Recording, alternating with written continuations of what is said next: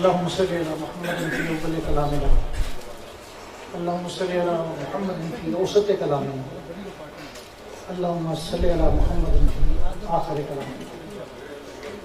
مجھے بخار ہے اور میں آپ کا وقت ضائع نہیں کرتا۔ ابھی آپ نے جتنی تقاریر سنی ہے اس کا لب لباب کیا ہے وہی بیان ہو چکا ہے۔ میرا ایک فرض اولی ہے کہ آج کی تقریب کے مہمان معظم جناب اسد علی ایڈوکیٹ، ہماری جب مشاورت ہو رہی تھی کہ پروفیسر عاصم صاحب کو میں نے کہا کہ آپ اس دفعہ میرے محب مربی آصف علی صاحب کو دعوت دیں۔ آصف علی صاحب کو جب آپ سنیں گے تو آپ کو خود ہی احساس ہو جائے گا کہ ان کے دل میں وطن کی محبت کس حد تک ہے۔ بھائی اگر آپ موبائل کچھ دیر کے لیے بند کر دیں، جب یہ دیکھیں گے تو اس وقت گزارا تھا نا تھوڑی سی بات۔ آپ بھی تھے اس میٹنگ میں جب میں نے ان کا نام تجویز کیا، کافی نام تھے، میں نے کہا انہیں بلایا۔ آصف علی صاحب بہت اچھے کالم لکھتے ہیں۔ آصف علی صاحب کی لکھی ہوئی کتابیں، ان کے جیتے ہوئے تاریخی مقدمات، نظریہ پاکستان ٹرسٹ لاہور میں ان کے ولولہ انگیز خطابات، بس مختصر یہ کہ میں ان کا فین ہوں اور میں آپ سب کی طرف سے ایسے دانشور کو، محب وطن کو، نظریہ پاکستان کی سرحدوں کے امین کو شاہینوں کے شہر فرگوزہ میں خوش آمدید کی۔ ادارے یا تاریاں تو ولی صاحب، بات یہ ہے کہ ہمارا سب کا ایمان ہے کہ یہ کائنات اللہ نے اپنے محبوب کے لیے بنائی ہے، اور جنت جو بنائی گئی ہے وہ حضور کے لیے بنائی گئی ہے، کہ جنت میں جو مہک ہے وہ حضور کی وجہ سے ہے، آفتاب میں جو چمک ہے وہ حضور کی وجہ سے ہے، جو دنیا میں امن ہے وہ حضور کی وجہ سے ہے، جو دنیا میں قرآن کی وساطت سے علم پھیلا ہے وہ حضور کی وجہ سے۔ جب میرے خالق نے ایک جامع شخصیت پر علم مکمل کر دیا، حسن مکمل کر دیا، ذہانت مکمل کر دی، پھول کی خوشبو ان میں ڈال دی، گلاب کے جو خوشبو ہے ان میں نبی پاک کا پسینہ شامل ہے، تو اس کے بعد اگر کوئی کہتا ہے کہ اس سے کوئی بالا تر ہے، وہ گناہ کبیرہ کا مرتکب ہوتا ہے۔ وہ توہین نبی پاک کی نہیں ہے، وہ تو اللہ کی آپ توہین کر رہے ہیں، تو آپ کو تو جینے کا بھی موقع نہیں ملنا چاہیے۔ پھر آپ، ہمارا جو ملک ہے پاکستان، وہ آپ کی وجہ سے ہے۔ اور حضور، ہم بڑے بہادر لوگ ہیں، صرف 22 مئی 74 سے 7 ستمبر 1974 تک اسی شہر میں تحریک چلائی گئی، اسی شہر میں چلائی گئی۔ جو میری عمر کے ہیں وہ جانتے ہوں گے، جتنے بھی ہمارے یہاں تقریبات ہوتی تھی، میرے استاد محترم ضیاء صاحب یا میں اس کی کمپیئرنگ کرتے تھے۔ 5 ستمبر کو یہاں حنیف رامے آئے ہوئے تھے کمپنی باغ میں جاتے ہیں، اس دن یہاں پر جو کچھ تو خون ہوا ہے، لیکن روشنی ہمیشہ اندھیرے کی کوکھ سے جنم لیتی ہے۔ اب آگے بات، شکر ہے کسی محترم کو یہ بات خیال نہیں ہے، مجاہد ختم نبوت حضرت مولانا ظفر علی خان کا آج یوم وفات ہے، اور اس تقریب میں وہ موجود ہے۔ اس وقت شخص 1873 کو پیدا ہوئے تھے، 27 نومبر 1956 کو دنیا چھوڑ گئے، لیکن وائسرائے ہند کی ٹانگیں کانپتی تھی۔ وہ کہتے تھے، وقت کے پابند سے ایک بار وائسرائے نے آنا تھا، تو انہوں نے کہا کہ کچھ لیٹ کر لے فنکشن، وہ انگریز مانے نہیں، تو انہوں نے کہا بات سنو، ہمارا اللہ، ہمارا رسول سب سے بالا تر ہے، اور انہوں نے اپنا کوٹ بچھایا اور نماز ادا کی. اچھا صاحب مثال ایسے رہا کرو کہ کریں لوگ آرزو، ایسا چلن چلو کہ زمانہ مثال دے. جناب سید احتشام الحق ہمدانی ایک خال کے اسکول میں تھے. انہوں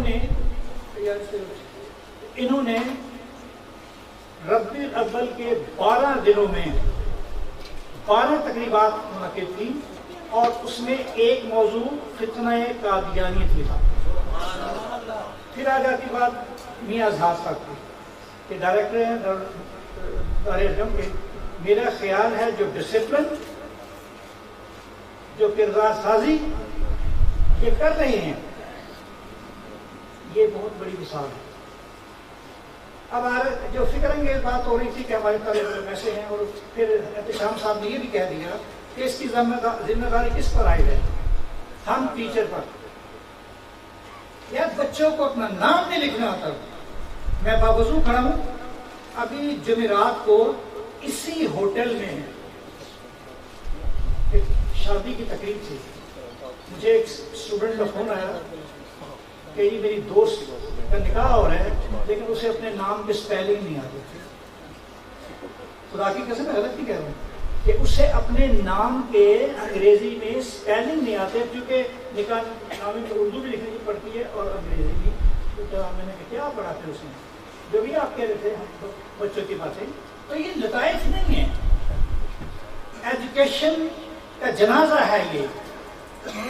آپ نے کہا پی ایچ ڈی کی بات آپ نے کی کہ پی ایچ ڈی تو ہم کر لیتے ہیں، پی ایچ ڈی ہم کر لیتے ہیں لیکن ہمیں تو آتا پھر بھی کچھ نہیں. میں کہا بیٹا کتنے پڑھے ہو؟ کہتا جی وہ میں نے ایف اے کیا. میں کہا بیٹا ایف اے کا کیا مطلب ہے؟ کہ 12 جماعت. میں کہا یار ایف اے کس کا لفظ ہے کہ 12 جماعت تو 10 چھوڑے. ایک سے پوچھے کہ میں تم نے کیا کیا؟ کہ میں نے ایف ایس سی کی. میں کہ اس کا کیا مطلب ہے؟ کہ ویسے دنیا کہتا ہے F S C father of 7 children. یہ لطائف نہیں کہ پہلے میری بات کی تصدیق ہو چکی ہے. اب ہم آخری بات پہ آتے ہیں. آپ کو یا مجھے کیوں دعوت دی گئی؟ نبی پاک صلی اللہ علیہ وسلم نے جس بات پر فخر کیا ہے وہ استاد ہونے پہ ہے. یہ نبیوں کے کام ہیں. جیسا احتشام صاحب نے کہا کہ صرف 5 منٹ اگر آپ اپنے 40 منٹ کے پیریڈ سے پڑھیں، جیسے میرے مرشد ڈاکٹر علامہ اقبال کے استاد محترم سید میر حسن نے کہا ہے کہ اچھا طالب علم استاد کو محقق بناتا ہے. چودھری حمید صاحب کہا کرتے تھے کہ جو بچہ سوال نہیں کرتا وہ علم کے راستے میں ترقی نہیں کر سکتا. اب آپ سب ٹیچرز ہیں، سچی بات کہی جو میں نے، شہر خفا ہو جائے گا. ہر ایک گھر کے اندر باہر شور بنے. احتشام صاحب نے اس پر اشارہ کر دیا کہ آپ کو فنکشن کے آخر کا تو علم ہے، تو 11 بجے کیوں بھول گیا؟ میں جب آیا میں 7 آدمی تھے. آپ ایک آج یہ طے کر لیں آپ کہ ختم نبوت کے لیے راہ تلاش کرنی ہے تو آپ کو عین وقت اور اپنے نظریے پر چلنا ہوگا. کریں گے پھر اس بات کیجیے. اب کبھی ایسا تو نہیں ہوا کہ آپ ظہر کی نماز مغرب پہ پڑھ لیں گے. جب آپ نماز پڑھتے ہیں، اب نور محمد ہزاروی صاحب نہ انہیں تصویر کا شوق ہے نہ تقریر کا شوق ہے، میں تصویریں جتنی مرضی بھیجتا رہے میں کہتا وہ تسی تصویر کیوں بھیجیے سن. اس نے مسکرا کے کیا دیکھا، ابتدا ہوگی فسانے کی. اللہ تبارک و تعالی ہمیں ختم نبوت کی راہ پہ کام کرنا ہوگا. ڈاکٹر علامہ اقبال نے کہا تھا کہ جس قدر ہمارے لیے اسرائیل نقصان دہ ہے اس سے کہیں بڑھ کے مرزیت قادیانیت ہمارے لیے. میرے شاگرد ملک طارق عوان صاحب نے جو خاکہ کھینچا ہے غلام قادیانی کا، مجھے اندر سے آواز آئی ہے کہ یہ مطلب بند کر دو، الٹیاں نہیں شروع کی. یار جس بندے کا دماغ بھی ٹھیک نہیں تھا اس کا کیا تذکرہ کرے. ہاں ایک بات سنیں، انہوں نے کہا جی 1840 سے پیدا ہوئے، ٹھیک مان لیے۔ 1857 میں ان کی عمر لگا لیں، جبکہ وہ اپنی کتاب میں لکھتا ہے کہ میں اس وقت 40 سال کا تھا۔ اس کے تو بیانات ہی مختلف ہیں۔ وہ یہ کہتا ہے بچیاں بیٹھی کھل کے بات کرتا تھے، تو لہذا ایک تو آپ بڑی سی بات ہے کہ آپ پہلے پڑھیں گے، آپ بغیر پڑھے جائیں گے تو آپ قوم کی تباہی کریں گے، ٹھیک ہے؟ میرے ساتھ اب آپ نے زندہ باد کا ایسے نعرہ لگانا ہے کہ قادیان تک آواز کریں۔ بیٹا کیمرہ ادھر کر دیں، پھر دیکھیں کون کون قادیانی کو دوست ہے۔